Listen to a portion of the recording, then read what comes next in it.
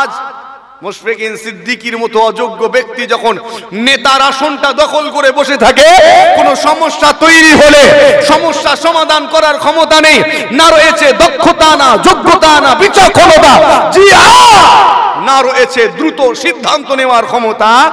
সমাধান তো দূরের কথা, উল্টে খোঁচা মেরে বাড়িয়ে দেই। কথা ঠিক বলছি না বলছি না? বাংলায় মুসলমান মার খাচ্ছে, কথাটা শুনেছেন আপনারা? হ্যাঁ কিনা বলেন না? চাকরি নেই, বাকরি নেই, কিচ্ছু নেই, মার খাচ্ছে তো শুনেছেন। একটা কথা জিজ্ঞেস করি, বলেন তো এই জাতিটা পুরো বিশ্ব জুড়ে কেন মার খাচ্ছে? কোন ইসলামী কান্ট্রিতে অন্যান্য ধর্মাবলম্বী মানুষ আরামের সাথে থাকতে পারে, ঠিক না ভুল? এটাই তো শরীয়তের বিধান, কোনো অসুবিধা নেই তো। কেন আল্লাহর কোরআন জানিয়ে দিয়েছে লা ইকরাহা ফিদ্দীন, ধর্মের ব্যাপারে কোনো জোর জবরদস্তি নয়, প্রেসার নয়। একবার যদি কেবল বাংলার মুসলমানগুলো মার খেত আর তামাম ভারতবর্ষ সহ তামাম বিশ্বের ইমানদারেরা আরামে থাকতো, তখন আমি বুঝে নিতাম এই বাঙালি মুসলমানগুলো বদমাইশ, সেজন্য মার খাচ্ছে। ঠিক আছে, অসুবিধা নেই। কোরআন শরীফ রব্বুল আলামিন আল্লাহ পাক পরিষ্কার জানিয়ে দিয়েছেন, ইন্নাল্লাহা লা ইউগাইয়িরু মা বিকওমিন হাত্তা ইউগাইয়িরু মা বিআনফুসিহিম। আমি আল্লাহ পাক ততক্ষণ পর্যন্ত কোন কওম, কোন জাতি, কোন গোত্রকে কিংবা কোন ব্যক্তিকে পরিবর্তন করি না, করছি না, করব না, যতক্ষণ না পর্যন্ত ওই কওম, ওই জাতি, ওই গোত্রটা, ওই ব্যক্তিটা নিজেকে পরিবর্তন করতে চায়। তো যতক্ষণ না আমি নিজেকে পরিবর্তন করতে চাই, আল্লাহ পরিবর্তন করবেন না। যে মানুষটা ভ্যান চালিয়ে খায়, ওকে সারা জীবন ভ্যান চালিয়েই খেতে হবে, যদি কোনোদিনও মারুতি চাপার নিয়ত না করে। ঠিক বলছি না ভুল বলছি? কেন আমি নিজেই তো মারুতি চাপতে চাই না, আল্লাহ কেন চাপাবেন? আমি যদি চাঁদে যেতে না চাই, আল্লাহ নিয়ে যাবেন কি? না। যে মানুষটা চাষ আবাদ করে খায়, ওকে সারা জীবন ধরে চাষাবাদ করেই খেতে হবে, যদি কোনোদিনও ব্যবসায়ী হওয়ার নিয়ত না করে। ঠিক বলেছি না ভুল বলেছি? কেন ও নিজেই তো ব্যবসায়ী হতে চায় না, আল্লাহ কেন বানাবে? তুমি চাও, আল্লাহ তোমার চাওয়াকে কবুল করবেন। একবার জোরে হয় না সুবহান। এখান থেকে একটু উল্টো আলোচনা করব, অসুবিধা হবে? তবে সারা শব্দ দিতে হবে, অসুবিধা হবে কি? চলেন একটু উল্টো আলোচনা। আচ্ছা, বাংলার জমিনে একটা কথা প্রচলিত আছে, আমি জানি না আপনারা শুনেছেন কিনা, বাংলায় মুসলমান মার খাচ্ছে, কথাটা শুনেছেন আপনারা? হ্যাঁ কিনা বলেন না? চাকরি নেই, বাকরি নেই, কিচ্ছু নেই, মার খাচ্ছে তো শুনেছেন। আচ্ছা, ভারতের চিত্রটা কি? একই, তামাম পৃথিবীতে মার খাওয়া জাতি। ফিলিস্তিনে মার খাচ্ছে, ঠিক না বল? একটা কথা জিজ্ঞেস করি, বলেন তো এই জাতিটা পুরো বিশ্ব জুড়ে কেন মার খাচ্ছে? আমার মনে হয় একটু উল্টো বলে ফেলছি আপনাদের, ভুলভাল বকছি নাকি? ভুল প্রশ্ন করছি তো? কেন মার খাচ্ছে এই জাতিটা, বললে খুশি হব। কেউ কারণ তো একটা কারণ বলেন, অন্তত অনেক কারণ আছে, একটা বলেন। জানা নেই? প্রথম কথা, যদি কেউ মার খাওয়ার কাজ করে, সে মার খাবে না খাবেনি? হ্যাঁ, মার খাওয়ার কাজ যদি করে, মার খেতে হবে। তো আপনি মানছেন মার খাওয়ার কাজ আপনি করেছেন, এই জন্য মার খাচ্ছেন। হ্যাঁ, আপনি সত্যি মার খাওয়ার কাজ করেছেন। যদি কেবল বাংলার মুসলমানগুলো মার খেত আর তামাম ভারতবর্ষ সহ তামাম বিশ্বের ইমানদারেরা আরামে থাকতো, তখন আমি বুঝে নিতাম এই বাঙালি মুসলমানগুলো বদমাইশ, সেজন্য মার খাচ্ছে। ঠিক আছে, অসুবিধা নেই। যদি ভারতীয় মুসলমানগুলো মার খেত, তামাম বিশ্বের ইমানদারেরা আরামে থাকতো, আমি তখন ধরে নিতাম ভারতীয় মুসলমানগুলো বদমাইশ, সেজন্য মার খাচ্ছে। কিন্তু পুরো বিশ্ব জুড়ে যখন মার খায়, তখন জানতে হবে গন্ডগোলটা এদের গোড়ায় আছে। ঠিক না বল? গোড়ায় আছে, এটা মানতে হবে। আপনি মার খাওয়ার কাজ করেছেন। মুসলমান শুনে রেখে দিন, আজ বাংলা জমিনে মুসলমান তুমি লাঞ্ছিত, ভারতবর্ষের জমিনে মুসলমান তুমি বঞ্চিত। তামাম পৃথিবীতে মুসলমান তুমি ঘৃণিত, ফিলিস্তিনের জমিনে মুসলমান আজ নির্যাতিত। অনেক কারণ। প্রথম, মার খাওয়ার কাজ করেছেন আপনি, তাই মার খাচ্ছেন। আপনার দোষ আছে। আপনার দোষটা কি জানেন? আজ আপনি হক কথাটা বলে ফেলেছেন, সত্য কথাটা বলে ফেলেছেন। বলুন তো দেখি, যদি কেউ হক কথা বলে, সত্য কথা বলে, তাকে মার খেতে হবে কিনা হবে নি?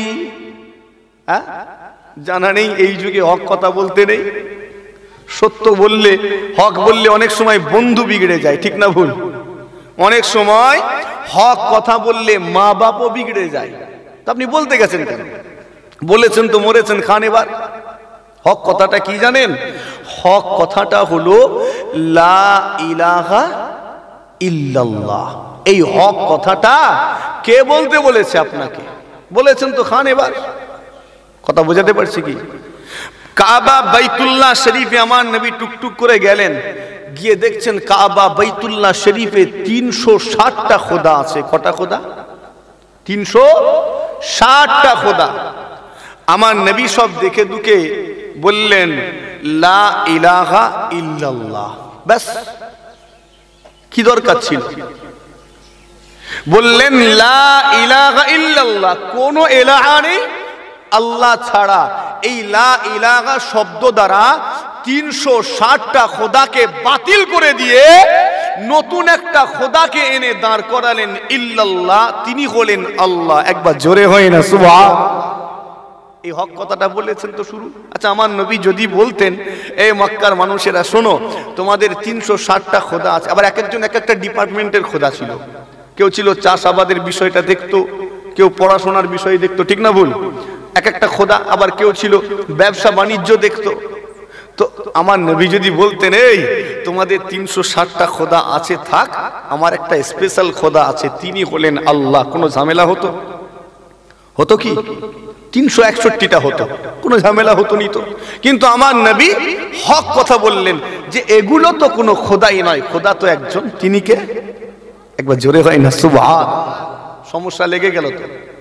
হক কথা বলার জন্য সহ্য করো। এবার শুরু হলো মার খাওয়া। চলছে দীর্ঘদিন ধরে, অশান্তি চলছে। কিছুদিন চলার পরে কয়েকটা কুরাইশ নেতা আমার নবীর কাছে এলো, এই মুহাম্মদ, এই ঝামেলা আর ভালো লাগছে না, এই সমস্যা আর ভালো লাগছে না, চলো আমরা একটা ফয়সালায় বসি। তারা আমার নবী পাকের কাছে এসে প্রস্তাব দিল, চলো আমরা সবাই মিলে কিছুদিন তোমার আল্লাহর ইবাদত করি, তারপরে তোমরা সবাই মিলে আমাদের খোদাগুলোর ইবাদত করবে, এইভাবে আমরা সম্প্রীতির সমাজ তৈরি করব। এই প্রস্তাব দিয়েছিল না, দেয়নি? ইতিহাস তো পড়েছেন। তো যখন এই প্রস্তাব দিল, আমার নবী বড় চিন্তায় পড়ে গেলেন। কেন জানেন? কেননা তারা ইস্যু বানিয়েছে সম্প্রীতি। কি বানিয়েছে? সম্প্রীতি। আর এটা আমার নবীও চান। আমার নবী চান না চাননি সম্প্রীতি? তারা ইস্যু বানিয়েছে সম্প্রীতি। আমার নবী চিন্তায় পড়ে গেলেন, এই সম্প্রীতি রক্ষা করতে গিয়ে আমাকে কি আমার খোদাকে ছেড়ে অন্য খোদার ইবাদত করতে হবে? চিন্তায় পড়লেন। নওজওয়ানেরা, তরুণেরা, আমার মুরব্বিয়ানেরা, জিগা শুনে রেখে দিন, আমার রব্বুল আলামিন আল্লাহ পাক সঙ্গে সঙ্গে হযরত জিবরাইল আমিন আলাইহিস সালামকে পাঠিয়ে দিলেন। হযরত জিবরাইল আমিন আলাইহিস সালাম আমার নবী পাকের দরবারে হাজির হয়ে বলতে লেগেছেন, আল্লাহ পাকের হাবিব, আপনি চিন্তিত হবেন না, আপনি পেরেশান হবেন না, আপনার জবাবটা স্বয়ং আল্লাহ পাক রেডি করে আপনার কাছে পাঠিয়ে দিয়েছেন। আপনি শুধু বলে দিন, কুল, আপনি বলুন, ইয়া আইয়ুহাল কাফিরুন, এ মক্কার কাফির সম্প্রদায়, শোনো শোনো শোনো, লা আবুদু মা তা'বুদুন, আমি রাসূলুল্লাহ তার ইবাদত করি না যার ইবাদত তোমরা করো। তোমরা তার ইবাদত করো না, আমি রাসূলুল্লাহ যার ইবাদত করি। এই মক্কার কুফারে কুরাইশেরা শোনো, আমি রাসূলুল্লাহ যার ইবাদত করি তোমরা তার ইবাদত করবে না, আর তোমরা যার ইবাদত করো আমি রাসূলুল্লাহ তার ইবাদত করব না। অতঃপর আমার নবী জানিয়ে দিলেন, লাকুম দীনুকুম ওয়ালিয়া দীন, তোমার দিন তোমার ধর্ম তোমার কাছে তুমি সেটা পালন করো, আর আমার দিন আমার ধর্ম আমার কাছে আমি আনন্দের সাথে সেটা পালন করব। এই গোটা সূরা নাজিল হলো, সম্পূর্ণ সূরা নাজিল হওয়ার মাধ্যমে আমার নবী জানিয়ে দিলেন তোমার অবস্থানটা ওখানে তুমি থাকো, আর আমার অবস্থান কি সেটাও আমি ক্লিয়ার জানিয়ে দিলাম। একবার জোরে হয় না সুবহান। সম্প্রীতি রক্ষা করার জন্য আমার কোন হিন্দু ভাইকে মাথায় টুপি পরার দরকার আছে? নেই তো, কথা ঠিক না ভুল? সম্প্রীতি রক্ষার জন্য মুশফিকিন সিদ্দিকীকে গলায় পইতে ঝুলানোরও দরকার নেই। তুমি যেখানে আছো সেটা নিয়ে বাঁচো, তোমার অস্তিত্ব তোমাকে ছাড়তে হবে না, ভুলতে হবে না, তুমি তোমার অস্তিত্ব নিয়ে বাঁচো, এটাই তো শিক্ষা। একবার জোরে হয় না সুবহান। কথা ঠিক না ভুল? সম্প্রীতি ইসলাম শিখিয়েছে তো, শিখায়নি? শিখিয়েছে। তোমার প্রতিবেশীর হকটা আদায় করো, সে হিন্দু কি মুসলমান দেখুনি। তুমি নামাজে আছো, একটা অন্যান্য ধর্মাবলম্বী মানুষের বাচ্চা পানিতে ডুবে যাচ্ছে, এই শরীয়তের হুকুম কি? নামাজ কন্টিনিউ করে যাব না নামাজ ছেড়ে তাকে বাঁচাবো, কোনটা? এটা ইসলামের শিক্ষা, সম্প্রীতি ইসলাম শিখিয়েছে। নামাজ তুমি পড়ে পড়বে যাও, এই বাচ্চাটাকে আগে তোলো। কেন? তুমি নামাজটা পড়ে আদায় করতে পারবে, কিন্তু জানটা চলে গেলে আর ফিরে আসবে না, জান বাঁচানোটা ফরজ। একবার জোরে হয় না সুবহান। একটা ফুলের বাগানে অনেক রকম ফুলের গাছ থাকলে সে বাগানের সৌন্দর্যটা বাড়ে, আর ইসলাম এটাকে মান্যতা দিয়েছে। কোন ইসলামী কান্ট্রিতে অন্যান্য ধর্মাবলম্বী মানুষ আরামের সাথে থাকতে পারে, ঠিক না ভুল? এটাই তো শরীয়তের বিধান, কোনো অসুবিধা নেই তো। কেন? আল্লাহর কোরআন জানিয়ে দিয়েছে লা ইকরাহা ফিদ্দীন, ধর্মের ব্যাপারে কোনো জোর জবরদস্তি নয়, প্রেসার নয়। একবার জোরে হয় না সুবহান। কিন্তু ভুলভাবে মানুষ উপস্থাপন করছে আজকে। জি হ্যাঁ, শুনে রেখে দিন, মক্কার কুফারে কুরাইশেরা বলতে লেগেছে মুহাম্মদ আমাদের দেশে বসবাস করবে, অথচ আমাদের খোদাকে খোদা বলে মানবে না, মুহাম্মদকে আমাদের দেশে থাকতে দেব না। সেই ট্রেন্ড আজও জারি রয়েছে। ও নওজওয়ানেরা, আপনি হক কথা বলে ফেলেছেন তো মরেছেন, মার খাওয়া শুরু হয়েছে। এই জাতি তামাম বিশ্ব জুড়ে লাঞ্ছিত, অপমানিত, বঞ্চিত, নির্যাতিত। কেন জানেন? কেননা এই মুশফিকিন সিদ্দিকীর মতো অযোগ্য অদূরদর্শী ব্যক্তিগুলোকে ধর্মীয় নেতার আসনে বসিয়ে দিয়েছি। ঠিক বলছি না ভুল? আমার মতো অযোগ্য ব্যক্তিকে যদি ধর্মীয় নেতার আসনে বসিয়ে দেন, সমস্যা হবে না হবেনি? হ্যাঁ, আপনাকে জিজ্ঞাসা করি, বলুন তো দেখি, নেতা যদি অযোগ্য হয় আর আপনি যদি সেই অযোগ্য নেতার অনুসারী হন, তাহলে আপনার পরিণতিটা কেমন হতে পারে? ভালো হবে না খারাপ হবে? কথা নেই। আচ্ছা, একটু কথা বলবেন তো আমার সঙ্গে, নাকি চুপচাপ থাকলে আমি আরাম পাবো না? নেতা অযোগ্য, আপনি সেই অযোগ্য নেতার অনুসারী, আপনার তো কপালে বিপদ আছে। কথা ঠিক না ভুল? আপনার পরিণতি তো ভয়ঙ্কর হবেই হবে। কিন্তু নেতা যদি যোগ্য হয়ে থাকেন আর আপনি যদি সেই যোগ্য নেতার অনুসারী হয়ে যান, যতই সমস্যা তৈরি হোক না কেন, ওই যোগ্য নেতা তার যোগ্যতা দিয়ে, তার দক্ষতা দিয়ে ওই সমস্যার সমাধান ঘটাবে। ঠিক বলছি না ভুল? এই আপনারা ইদানিং কালে ফুরফুরা শরীফের কোনো খবর পান নাকি? পান কোনো খবর? মনে হচ্ছে পাননি। কিছু ফাটছে বাজছে শুনেছেন নাকি? টিয়ার গ্যাস ছোড়া পাননি?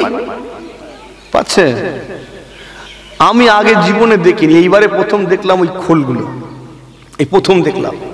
আচ্ছা, আগে পেতেন এরকম খবর?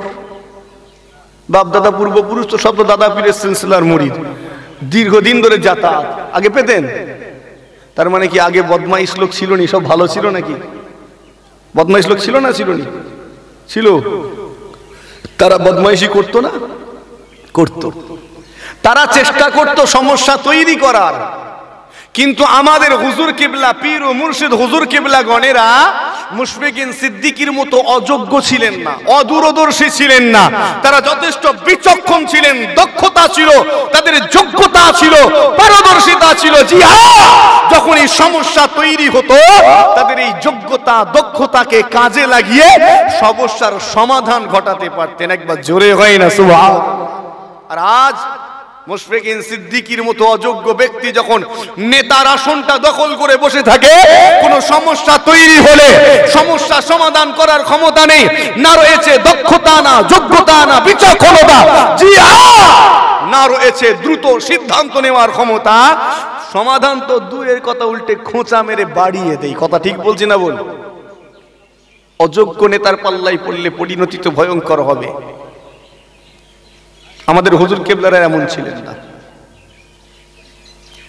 আমার মতো অযোগ্য ব্যক্তিকে নেতা বানিয়েছেন তো খান।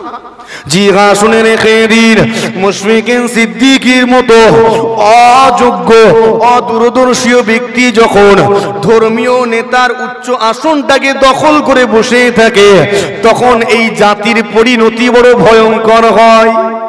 শুধু বাংলার চিত্র এটা নয়, শুধু ভারতটা এমন নয়, তাম পৃথিবী জুড়ে অযোগ্য ব্যক্তিগুলো সব নেতা হয়ে বসে আছে। কথা বোঝাতে পারছি? আপনার রাগ হচ্ছে মনে হয়? হ্যাঁ, পুরো বিশ্ব জুড়ে। সেজন্য বিশ্ব জুড়ে আজকে ঘৃণিত জাতি হয়েছি। তারা যদি সঠিক দিক নির্দেশনা দিতে পারত তাহলে আজকে তো এরকম হতো না। কথা ঠিক না ভুল? তারা দিতে পারেনি, শুধু দখল করে বসে থাকলে তো হবে না। একটু মনোযোগ সহকারে শুনে রেখে দিলে, আমি আপনার অন্তরে আঘাত করার জন্য আলোচনা রাখছি না, আমি আপনার দীর্ঘদিনের ভ্রান্ত চিন্তার পরিবর্তনের জন্য আলোচনা রাখছি। জি আজ মুশফিকিন সিদ্দিকীর মতো অযোগ্য অদূরদর্শী ব্যক্তি ধর্মীয় নেতার আসনগুলো দখল করেছে। ইমামের আসন, মুফতির আসন, মুহাদ্দিসের আসন, পীরজাদা পীর সাহেবের মতো আসনগুলো দখল করে বসে এই জাতির সর্বনাশ করে যাচ্ছি। জি আজকে দিনে ইসলামটাকে ধীরে ধীরে ধীরে ধীরে ছোট্ট করে দেওয়া হয়েছে। ইসলাম আজকে সীমাবদ্ধ হয়ে গিয়েছে। ইসলাম সীমাবদ্ধ মসজিদে, ইসলাম সীমাবদ্ধ মাদ্রাসায়, ইসলাম সীমাবদ্ধ খানকায়, আর ইসলাম সীমাবদ্ধ জলসা ওয়াজ নসিহতের মাহফিলে। এর বাইরে আছে নাকি ইসলাম? একটু কথা বলেন, আছে? আজকে এখানে প্যান্ডেল হয়েছে, সব মাথায় টুপি দিয়ে এসে বসেছেন, ইসলাম আছে। কালকে থাকবে ক্রিকেট খেলা হবে মনে হয়, এখানে র্যাকেট খেলা হবে, হয় নাকি? হ্যাঁ, ভলিবল হয়। তো কালকে নেই, আজকে আছে। আছে আপনার বাজারে? নেই। তো সীমাবদ্ধ কোথায়? মসজিদ, মাদ্রাসা, খানকা, জলসা, এর বাইরে নেই তো। আজ মুশফিকিন সিদ্দিকীর মতো অযোগ্য ধর্মীয় নেতাকে যখন উচ্চ আসনটা দিয়েছেন, জিহা তারা কি করেছে? ওই জায়গায় বসে বসে কোরআন শরীফের ব্যবহারটাকেও সংক্ষিপ্ত করে দিয়েছে। কোরআন শরীফ ব্যবহার করি আমরা নিজেদের স্বার্থে। এত বড় বদমাইশ,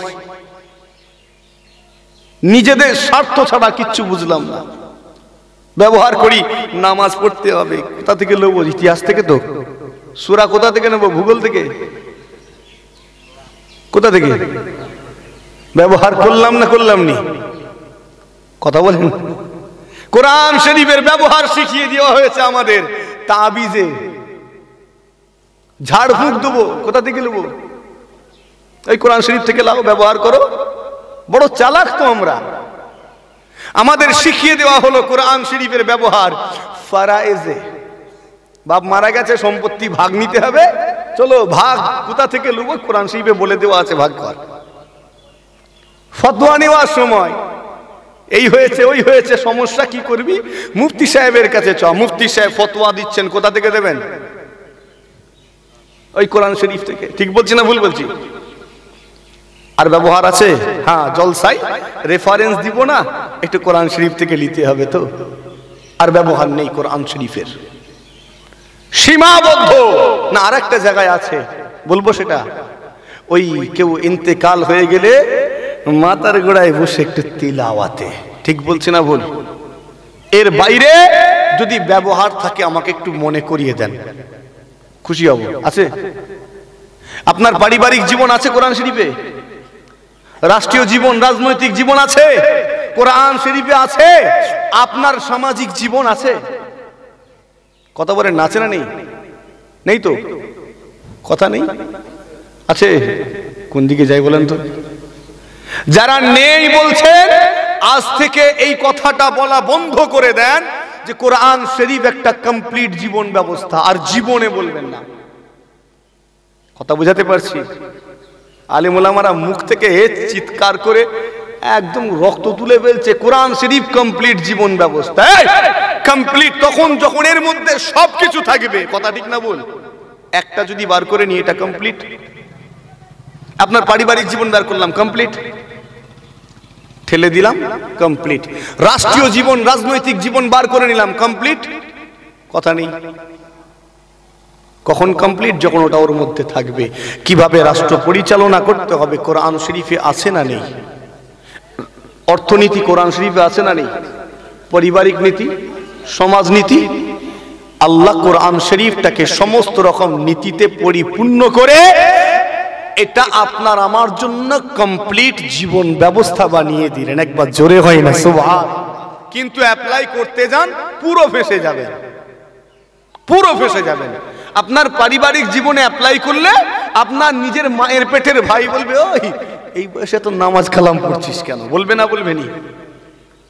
সামাজিক জীবনে অ্যাপ্লাই করুন, আপনার বন্ধু সমাজের মানুষগুলো বলবে, ওই এখন তো দৌড়ি করার বয়স, মস্তি করার বয়স, এখন এত এরকম করছি কেন? ঠিক বলছি না ভুল? রাষ্ট্রীয় জীবনে, রাজনৈতিক জীবনে অ্যাপ্লাই করতে গেলেও আওয়াজ উঠবে, হুজুর, মুফতি, মাওলানা, পীর সাহেব, পীরজাদা, তুমি তো মসজিদ, মাদ্রাসা আর খানকা জলসাই থাকবে, তুমি এখানে কেন?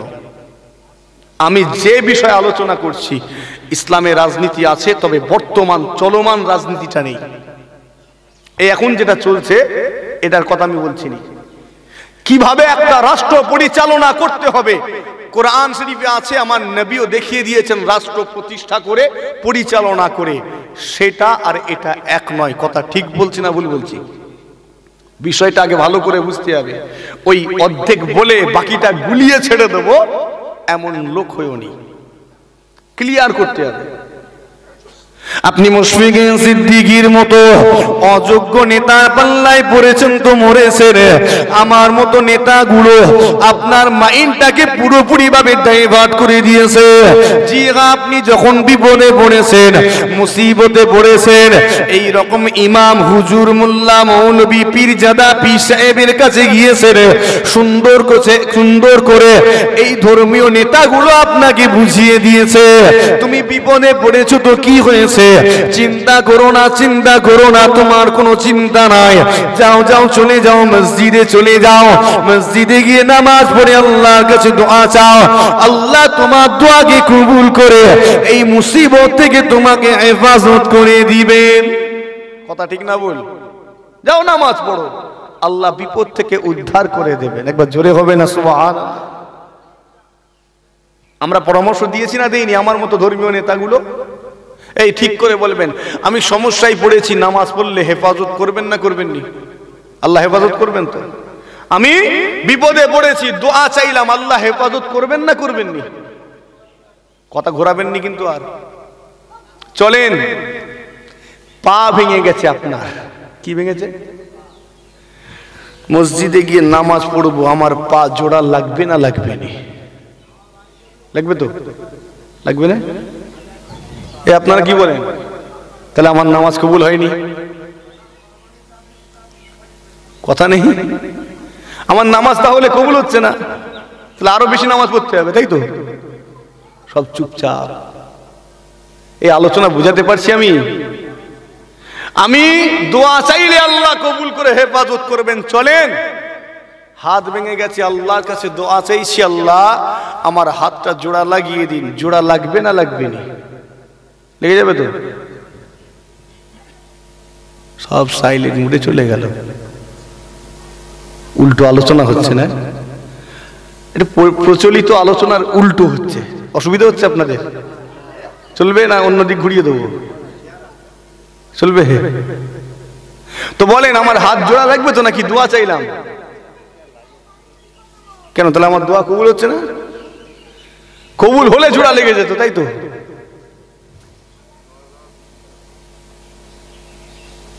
ওটা তো নেতাগুলো বলেনি, ইমাম সাহেব, পীর সাহেব, হুজুরগুলো তো বলেনি। এরা তো বলে দিয়েছে যাও দোয়া করো, আল্লাহ হেফাজত করবে, নামাজ পড়ো, আল্লাহ ঠিক করে দেবে বলেছে। আপনি পরে আবার সংযোজন করছেন কেন? চলেন ক্লিয়ার করার জন্য আর একটু আগিয়ে যায়। খোলা আকাশের নিচে দাঁড়িয়ে আছি, বৃষ্টি শুরু হয়ে গেছে, দোয়া চাইলাম আল্লাহ শীতের সময় ভিজে গেলে কষ্ট হবে, পানি শুরু হয়েছে, বৃষ্টি, আল্লাহ তুমি হেফাজত করো, ভিজবো না ভিজবো নি? কথা নেই।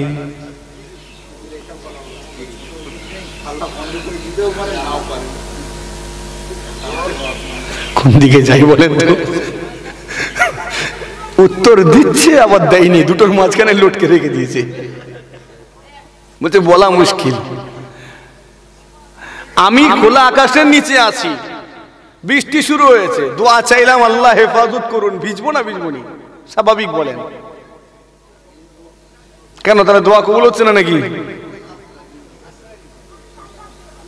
ওটা তো হুজুরগুলো বলেনি, তো বলেছে যাও দোয়া চাও ঠিক হয়ে যাবে, আল্লাহ হেফাজত করবে। আর একটু ক্লিয়ার করার জন্য, আমি দোয়া চাইলাম আল্লাহ আমি ডাক্তার হতে চাই, আমাকে ডাক্তার বানিয়ে দিন, ডাক্তার হব না হব নি?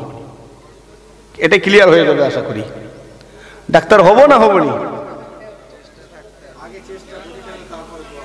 এখন অনেকগুলো মানুষের মুখ থেকে উত্তর বেরোলো না, তা ক্লিয়ার হয়েছে তো?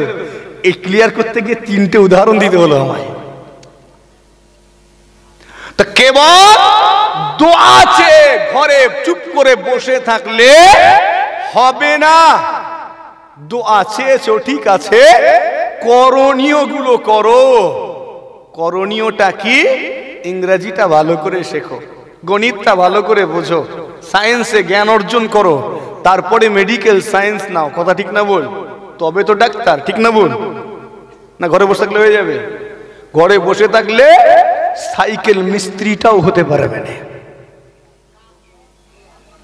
ঠিক ওই রকম দোয়া চেয়ে খোলা আকাশের নিচে দাঁড়িয়ে থাকলে জীবনেও হেফাজত হবে না। করণীয়টা করতে হবে। করণীয় কি?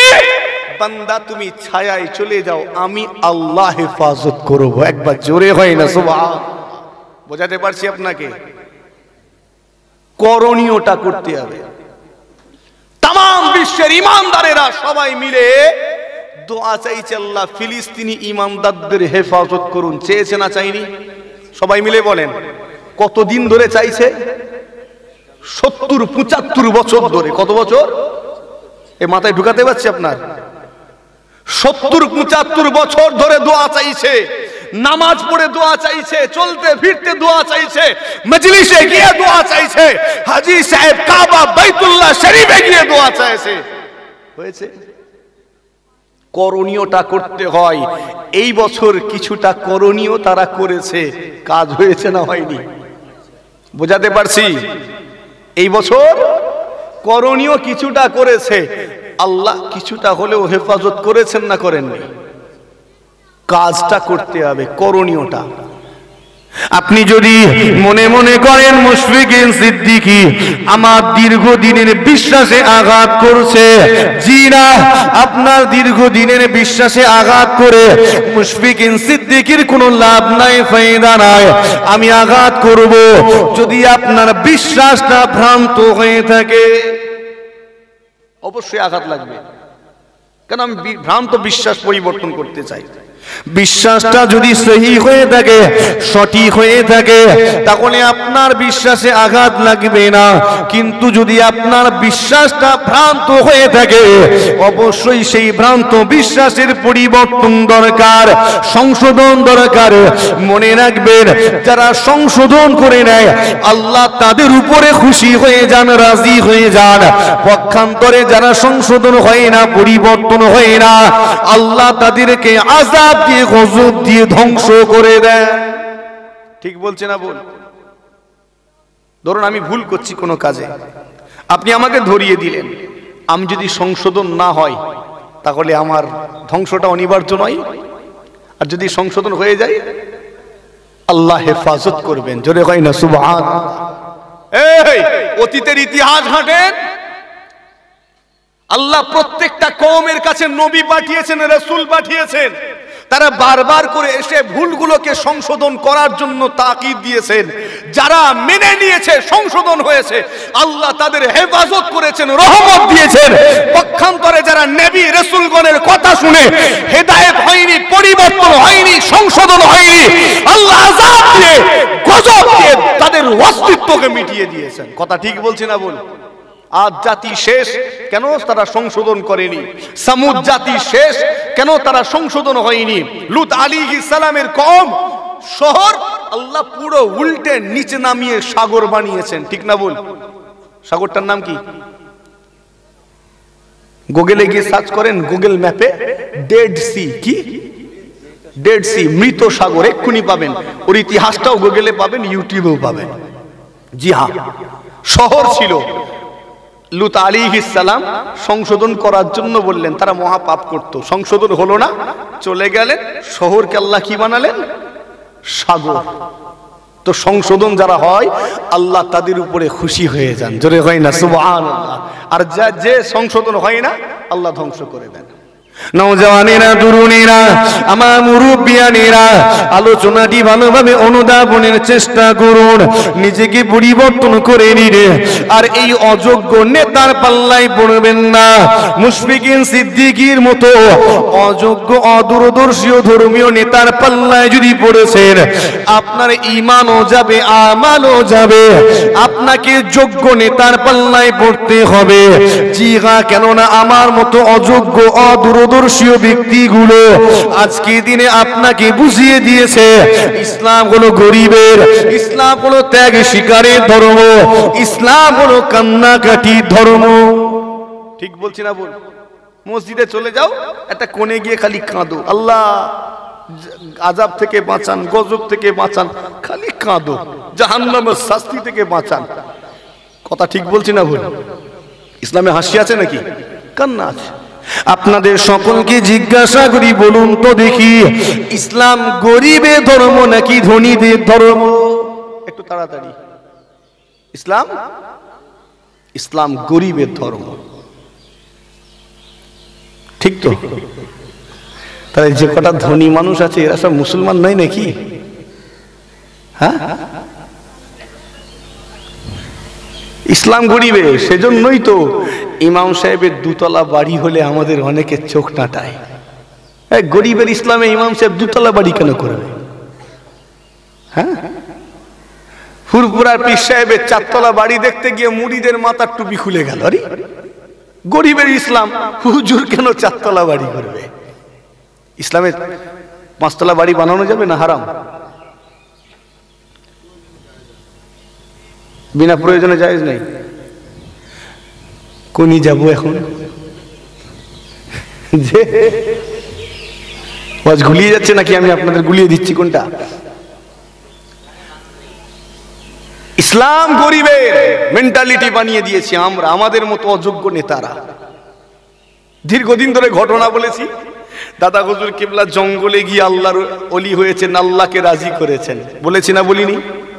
তার মানে আল্লাহকে পেতে গেলে কোথায় যেতে হয়? জঙ্গলে। ছোট হুজুর কোথায় গিয়ে আল্লাহকে পেলেন?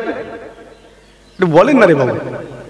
সেই একই জঙ্গল, ধনপতার জঙ্গলে 18 বছর ধরে ইবাদত করেছেন। একবার জোরে হয় না সুবহান? তো পেতে গেলে জঙ্গলে যেতে হয়। আব্দুল মোমেন রহমাতুল্লাহ আলী বাকুলের জমিনে শুয়ে আছেন, আল্লাহকে পেয়েছেন। সারা জীবন ধরে কোথায় ঘুরেছেন? জঙ্গলে জঙ্গলে, ইতিহাস জানা আছে তো। তো দীর্ঘদিন ধরে ওয়াজ করা হলো। হযরত ইব্রাহিম বিন আদহাম একজন বাদশাহ ছিলেন, অনেকে শোনা আছে ঘটনা। বাদশাহ ছিলেন, বাল্খ প্রদেশের বাদশাহ। বাদশাহী ছেড়ে দিয়ে জঙ্গলে চলে গেলেন, আল্লাহর ইবাদত বন্দেগী করে আল্লাহর ওলি হয়ে গেলেন। জোরে হয় না সুবহানাল্লাহ। তাহলে ওলি হতে গেলে, আল্লাহকে পেতে গেলে কোথায় যেতে হয়? এই ধারণা দিয়ে দেওয়া হয়েছে আমাদের। বাদশাহী ছেড়ে দিতে হয়, চকচকে পোশাক পরা যাবে না, ছেঁড়া তালি দেওয়া, কুচকে যাওয়া জামা পরে নামাজ পড়তে যাচ্ছে। আচ্ছা, আপনাকে জিজ্ঞাসা করি, বলুন তো দেখি, ইসলাম যদি কেবল গরিবের ধর্ম হয়ে থাকে, তাহলে আল্লাহ পাক যাকাতটা কার উপরে ওয়াজিব করলেন, গরিব নাকি ধনী? গরিবের ইসলাম তো, ইসলাম তো গরিবের, যাকাত কোথা থেকে এলো আবার? আর অনেক প্রশ্ন আছে। ইসলাম যদি গরিবের ধর্ম হয়ে থাকে, আল্লাহ পাক হজটাই বা কার উপরে ফরজ করলেন, গরিব নাকি ধনী? ওটাও ধনীদের। কি হবে রে আল্লাহ? ইসলামের মূল ভিত্তি তো পাঁচটা। কটা? কলেমা, নামাজ, রোজা, হজ, যাকাত। এর মধ্যে গরিবের কটা? কিছু নেই। কটা? এই আপনাদের অসুবিধা হচ্ছে? ঠিকঠাক আছে? গরিবের কটা? তিনটে। কলেমা, নামাজ, রোজা তিনটে। আর হজ, যাকাত তাদের নামাজ রোজা আছে। ধনীদের পাঁচটা, গরিবের কে জিতলো? হ্যাঁ, কার হলো? যা বাবা, ওরা তো 5 নম্বর নিল, গরিব তো 3 নম্বর। কে জিতলো? কোন দিকে যায়? গরিবগুলো সব টেনশনে পড়ে যাবে। ইসলাম আমাদের হলো নি। আমরা একটু আগে কত সুন্দর করে বললাম ইসলাম গরিবের, এখন তো দেখছি ধনীদের হয়ে গেল। হজ যাকাত আমাদের নেই, ওদের আছে। চলেন একটু মনটা খুশি করার জন্য বলি, ধনীদের চেয়ে গরিবেরা কত বছর আগে জান্নাতে যাবে? সবাই মিলে একবার জোরে হয় না সুবহানাল্লাহ? একটু পাল্টি মারলাম আর কি, একটু খুশি করতে হবে তো। গরিবরা ধনীদের চেয়ে 500 বছর আগে জান্নাতে যাবে, এটা হাদিস। একবার জোরে হয় না সুবহানাল্লাহ? আমি এগুলোর ব্যাখ্যা করব, অনেক টাইম চলে যাবে, কারণ সময়ও তো বেশি নেই। এগুলোর পেছনে গরিব হওয়ার জন্য 500 বছর আগে জান্নাতে যাবে না, ও 500 বছর আগে জান্নাতে যাবে কারণ ধনীদের চেয়ে গরিবের ঈমানটা অনেক বেশি দৃঢ়, অনেক বেশি মজবুত। একবার জোরে হয় না সুবহানাল্লাহ? ওর ঈমানের মজবুতির কারণে 500 বছর আগে যাবে। আল্লাহকে পেতে গেলে জঙ্গলে যেতে হয় না। আপনি যদি মনোযোগ সোনার খাটে বসে আনতে পারেন, জঙ্গলে যাওয়ার দরকার নেই। কথা ঠিক না ভুল? ওই আন্তরিকতা, ওই মুহাব্বত, ওই একাগ্রতা যদি ওই সোনার পালঙ্গে বসে আসে, জঙ্গলে যাওয়ার দরকার নেই। তো 5 তলা বাড়িতে বসে বসে আল্লাহর ইবাদত করে আল্লাহকে পাবেন। জোরে হয় না সুবহানাল্লাহ? তারা জঙ্গলে গেছেন, এর অর্থ এটা নয় আল্লাহকে পেতে গেলেই জঙ্গলে যেতে হবে। জি না, কারণ তারা যখন দুনিয়ায় নামাজ পড়ছেন না, ছেলেটা উসরা থেকে নিচে পড়ে গেল, নামাজে দাঁড়িয়ে আছেন, চ্যাঁ ভ্যা করে চিল্লাচ্ছে, নামাজ হচ্ছে আপনার? হ্যাঁ, মসজিদে গিয়ে নামাজ পড়ছেন, মাথায় চিন্তা, আল্লাহ চাল শেষ হয়ে গেছে। হয় না হয়নি?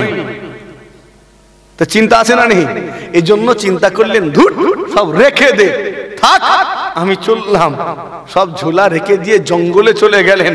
কেউ টানার নেই, কেউ ডাকার নেই, কোনো ঝামেলা নেই, সব হেডেক দূরে সরিয়ে একাগ্র চিত্তে আল্লাহ পাকের ইবাদতে মনোনিবেশ করতে পারলেন। একবার জোরে হয় না সুবহানাল্লাহ? ওই আন্তরিকতা, ওই মুহাব্বত, ওই আকর্ষণ যদি আপনার বাড়িতে বসে আসে, তাহলে আপনি বাড়িতে 5 তলা বিল্ডিং এ দামি খাটে বসেও আল্লাহকে পেয়ে যাবেন। একবার জোরে হয় না? আর একটু আস্তে করে। আপনাদের রাগ হচ্ছে নাকি? বোঝাতে পারছি আমি? আমার উদ্দেশ্য বোঝানো, আর কিচ্ছু নয়। জি হ্যাঁ, আপনাকে আরো জিজ্ঞাসা করি, বলুন তো দেখি, ইসলাম যদি কেবল গরিবের ধর্ম হয়ে থাকে, তাহলে আমার নবী পাকের দরবারে ওই ধনী সাহাবী উসমান গনি কি করে জায়গা পেলেন? গরিব ছিলেন তো উসমান গনি হুজুর, না ধনী? তো ধনী মানুষটা গরিবের ইসলামে কি করে? গরিব তো, ইসলাম গরিবে। কতটা ধনী ছিলেন? আমার নবী পাক সাল্লাল্লাহু আলাইহি ওয়াসাল্লাম রাস্তা দিয়ে যাচ্ছেন, একটা জায়গার দিকে নজর পড়লো, সুন্দর জায়গা, আমার নবী পাকের বড় পছন্দ হলো।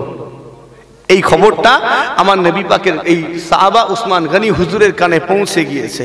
হুজুর সঙ্গে সঙ্গে চুপি চুপি করে ওই জায়গাটা খরিদ করে কিনে আমার নবী পাকের কদম মোবারকে রেখে দিলেন। জোরে হয় না সুবহানাল্লাহ। আজ হাজী সাহেবরা গিয়ে জিয়ারত করে জান্নাতুল বাকিয়া কবরস্থান, ওটা পুরোপুরি উসমান গনি হুজুরের কেনা টাকায়। একবার জোরে হয় না? এত ধনী ছিলেন, বিশাল একটা খাজুরের বাগান উম্মতে মুহাম্মাদির জন্য ওয়াকফ করে দিলেন। আজও পর্যন্ত ওই খাজুরের বাগান উসমান গনি হুজুরের নামেই দলিলকৃত, কারেন্টের বিলটাও হুজুরের নামেই আসে। একবার জোরে হয় না সুবহানাল্লাহ। সৌদি সরকার ওটাকে আর চেঞ্জ করেনি, ওই নামে ব্যাংক অ্যাকাউন্ট আছে, ওই নামে কারেন্টের বিল, সবকিছু চেঞ্জ করেনি।